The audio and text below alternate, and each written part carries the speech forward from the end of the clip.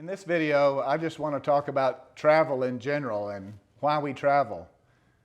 Of course, for me and folks like me, a lot of it revolves around hunting, going to some exotic destination and going hunting and seeing new country, meeting new people, and just what we would oftentimes call an exotic location.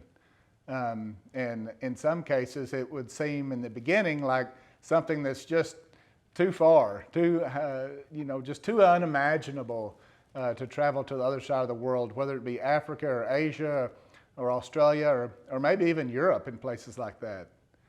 For whatever reason, I have lots of friends and acquaintances that have never been on an airplane. They've never traveled possibly out of our state of Texas.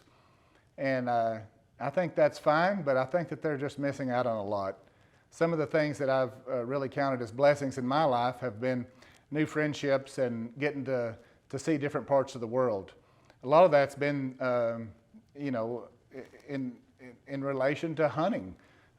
Sometimes it's just been traveling. I've been fortunate to travel and visit people on sheep ranches, being in the Dorper sheep business. But I want to start off part of this video reading a Mark Twain quote that I think is very pertinent for today. And I think it says a lot in a very short little paragraph. So let me read to you what Mark Twain, one of his many quotes about travel. He says, "Travel is fatal to prejudice, bigotry, and narrow-mindedness, and many of our people need it sorely on these accounts. Broad, wholesome, charitable views of men and things cannot be acquired by vegetating in one little corner of the earth all one's lifetime." I love that.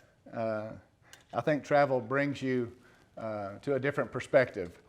Things that we have oftentimes thought of as being too far, too dangerous, too difficult are really not. And once you go somewhere, say Africa, your eyes are opened to the people there, the situation on the ground, and you begin to understand that it's not quite a daunting task to get over there. You know, from my point of view, you got a passport and a little bit of money to buy a plane ticket, you can go a lot of places, and you can do it fairly economically. So it's really not that difficult. But why do we travel? Why do we go these different places? Sometimes it could be a great vacation, a family vacation, or a couple's trip to go off to Europe and see a new country. There's so many possibilities if we just get out of our little circles. In my case, travel has been oftentimes about hunting. I grew up hunting here in West Texas, different places, a lot of times on our own properties hunting, and just really enjoying the wildlife and the wild lands. And getting to do that in a different, completely different environment has been just one of the real blessings of my life. And one of those things that I want to share with people. That's one of the reasons I do videos like this, just to make people think. I'm not saying that I always have all the answers and I can solve all the problems, because I certainly can't. But I think just getting out of your comfort zone a little bit and going somewhere and taking one of those big trips that you've always thought about will really change your life. I get a lot of comments from people who go hunting with me, even so much as just the first day on the ground, about how thankful they are that they made that decision. You know, it's oftentimes during the trip that I get some of these comments. You know, you'd think it'd be after the full experience and after you got home that you've kind of digested everything. But it just shows you what a fantastic dynamic it is to go to the other side of the planet and meet new people and to go different places and see the culture.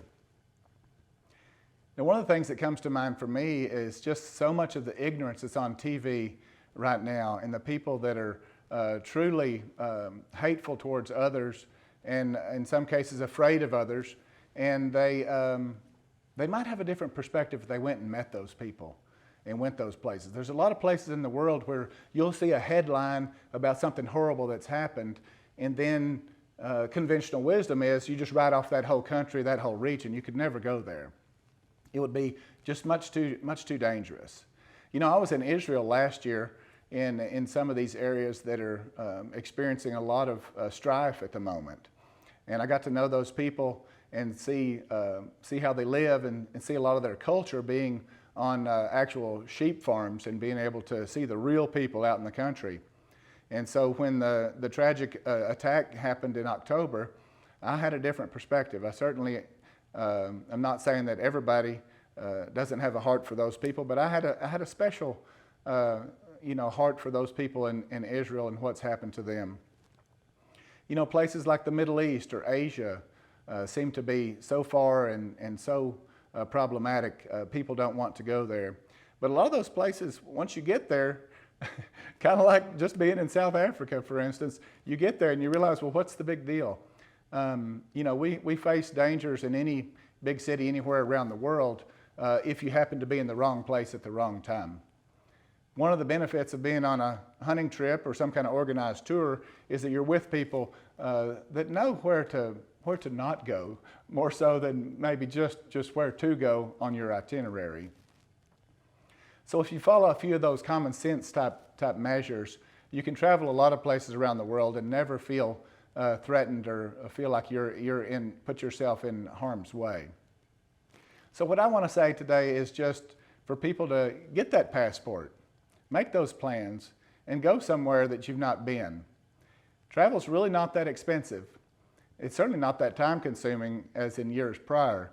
There's direct flights to many places all over the world, and you can get there in a day or so and go and experience the people and the culture and the lands in a different country, in a different place. So I hope that you'll take that to heart and do like I've done. Go chase your dreams.